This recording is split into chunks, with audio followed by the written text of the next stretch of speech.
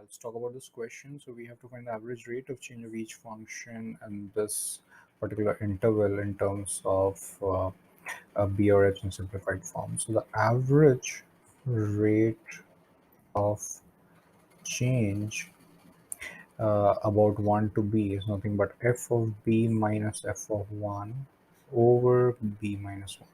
So f of b is we replace x by b, so that's 4b square minus 7.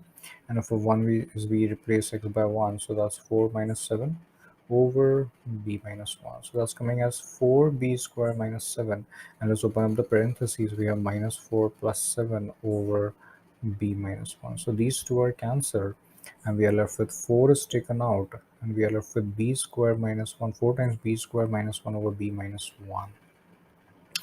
Now b square minus 1 can be written as b square minus 1 square over b minus 1.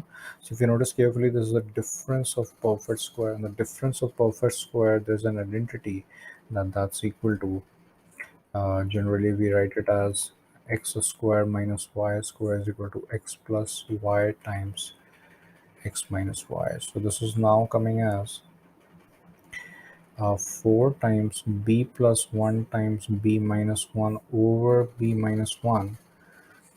So these two are cancelled and now we are left finally with 4 times b plus 1, which is the final answer. Thank you.